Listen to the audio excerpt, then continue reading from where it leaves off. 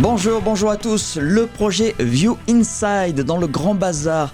Aujourd'hui sur Maritima, The View Inside, c'est un projet porté par deux musiciens de Toulon et un Américain.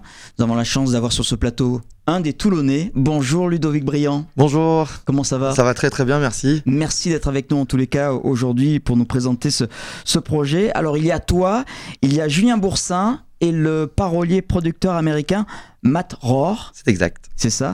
Alors toi et ton frère, est-il besoin de vous présenter ? Bon, je sais pas, ça dépend si Ludovic Briand, pour ceux qui sont dans le métier, Christophe Briand, des musiciens hors pair. Toi, tu es guitariste. Guitariste, chanteur, arrangeur, producteur. Ton frère est batteur.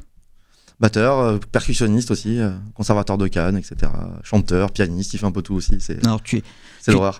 Tellement bon guitariste que tu es démonstrateur aussi pour des grandes marques de guitare. Alors, j'ai bossé pour Fender pendant pas mal d'années. J'ai bossé juste après pour Line 6 et je suis toujours chez eux depuis que ça a été racheté par Yamaha. Donc en ce moment je suis chez Yamaha et Line 6, grande famille, et je suis très très bien. Et comment ça se passe ? Tu fais des tutos sur internet comme Je fais des tutos sur internet et je tourne dans toute la France, dans tous les magasins de France en fait, pour démontrer le matos, aider les gens qui s'en sortent pas avec, montrer les nouveautés. C'est un régal quoi. Alors quand on va écouter un de tes titres sur votre prochain album, on va voir que vous êtes très influencé, toi, ton frère, par la musique rock des années 80, le rock californien, on va dire, des groupes comme Toto. Complètement. Ouais. En plus, tu sais, quand on a décidé de faire ce projet-là, on s'est dit, bon, quitte à mettre de l'argent dans un projet qui de toute façon va pas marcher, vu les tendances musicales actuelles, autant se faire... être pessimiste. Non, pas pessimiste. En fait, mais c'est réaliste. J'ai dit, autant se faire plaisir, tu vois. Donc, du coup, on a fait des morceaux qui dépassaient 6 minutes, 7 minutes. On s'est vraiment pas imposé de limite, en fait. Pas de formatage spécial, rien. On a dit, on va écrire les chansons comme on les entend, comme on les aime. Et avec un peu de chance, ça marcherait un peu plus que si on avait fait quelque chose de formaté. Je pense qu'on est sur la bonne voie. Vous avez bossé d'ailleurs, toi et ton frère, avec Bobby Kimball, le chanteur de Toto ? Ouais. Mais c'est incroyable comment ça s'est passé. C'était une drôle d'expérience. Cette aventure. En fait, tu sais, je bosse avec Sébastien Lechatto aussi sur Marseille. Oui. Et donc, le producteur de Bobby Kimball est un ami de Pancho Alba Donato. Et quand on a un tribut de Toto qui tourne depuis maintenant plus de 10 ans sur toute la région PACA, enfin en France. On a fait des dates pour Roland, etc. Il porte un nom ce tribute ? Titouti. Ok. Pareil, il fallait trouver un nom rapide et facilement identifiable. Petit outil. Ok. Et du coup, on a eu l'opportunité de rencontrer Don Kerry, le producteur de Bobby, et il nous a proposé de pouvoir l'accompagner sur quelques dates. On a dit oui. Alors, il y a des dates où ça s'est super bien passé et d'autres un peu moins, parce qu'il est fatigué maintenant, il est vieux. Alors on va écouter un extrait de votre prochain album qui sort dans quelques semaines, ce sera fin juin. Ouais, 28 juin. Voilà, ça s'appelle Tiebreaker, The View Inside, aujourd'hui dans le Grand Bazar.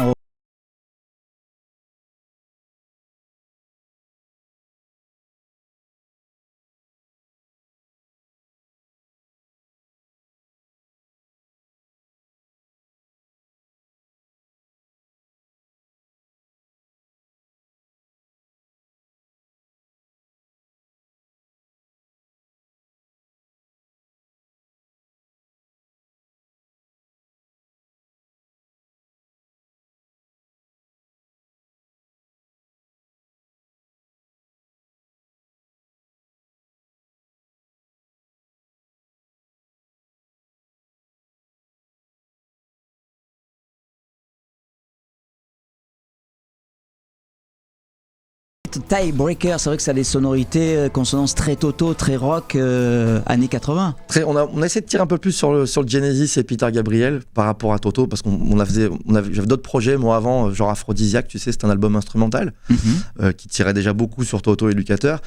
Pour mon premier album chanté en anglais, en fait, je voulais vraiment un peu sortir de cette couleur-là. Bon, il y a des influences que je peux pas renier, évidemment, ça ressortira toujours, mais c'est vrai que pour l'ensemble de l'album, on a quand même plus axé sur Gabriel et Genesis.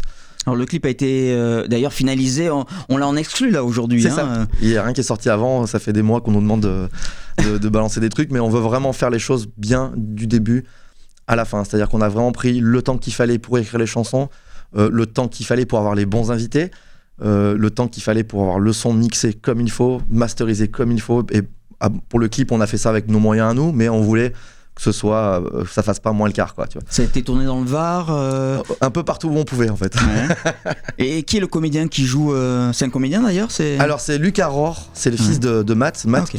qui est donc co-auteur des paroles de tout l'album, qui est l'ingénieur qui a mixé tous les titres avec brio, parce que si tu connais un peu son parcours musical, il a fait quand même... il a bossé notamment avec Zucchero, avec Aretha Franklin, Whitney Houston.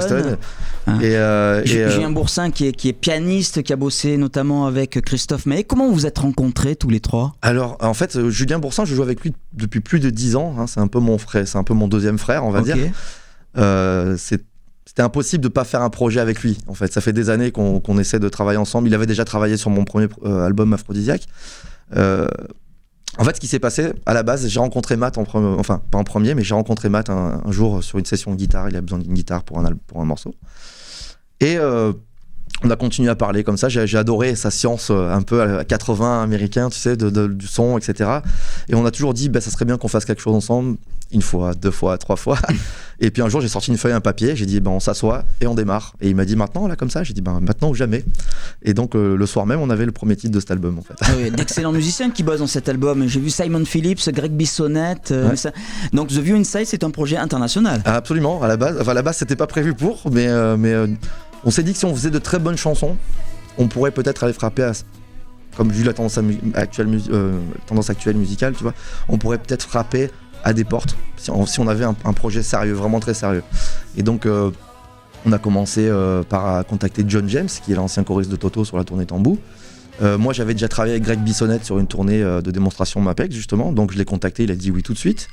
Et après ça a été un peu l'occasion justement, le fait d'avoir ces noms-là à la base, de pouvoir contacter, on s'est dit on va essayer avec plein d'autres gens, donc on a contacté Luc Hatter, Porcaro, on a contacté Philips, il a dit oui, on a contacté Adrien Ferro, Nicolas Vicaro, qui est devenu un ami, et puis on a eu Nicolas Yuta, le coup du spectacle, c'était le dernier invité de l'album, on s'attendait pas du tout à l'avoir, et pour avoir ces gens-là, en fait, c'est pas qu'ils sont pas accessibles, c'est qu'ils sont très très occupés, et alors plus près de nous, dans les chœurs, j'ai reconnu Patrice Carmona. Il y a Carmona, oui, il y a des Marseillais aussi, il y a Magali Ponsada, il y a ma mère aussi. Enfin, j'ai fait participer un peu tout le monde. Et il y a Sybille Liévois qui a fait tout le travail de violoncelle, qui est de Paris, qui est une chanteuse super adorable.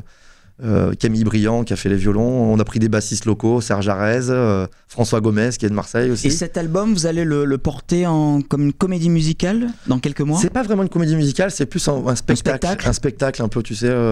On est en train de réfléchir au truc. Oui, parce que cet album, The View Inside, a été écrit un peu comme un scénario de film. Exactement. L'histoire d'un garçon, une sorte de prophète qui s'appelle Walter. C'est ça. Ouais. Qui a un pouvoir bizarre. C'est quand il te touche, tu vois comment tu vas mourir. Oh, sympa. Ouais. Le projet View Inside aujourd'hui sur Maritima dans le Grand Bazar. Ludovic Briand, Boursin et Matt Rohr. Merci beaucoup Ludovic. Merci de nous avoir invités. C'est super et on écoute ce titre Tiebreaker. Et je rappelle que l'album sortira le 28 juin. C'est ça. Sur les plateformes ? Partout. En physique ? Et qu'en France pour l'instant. Qu'en France.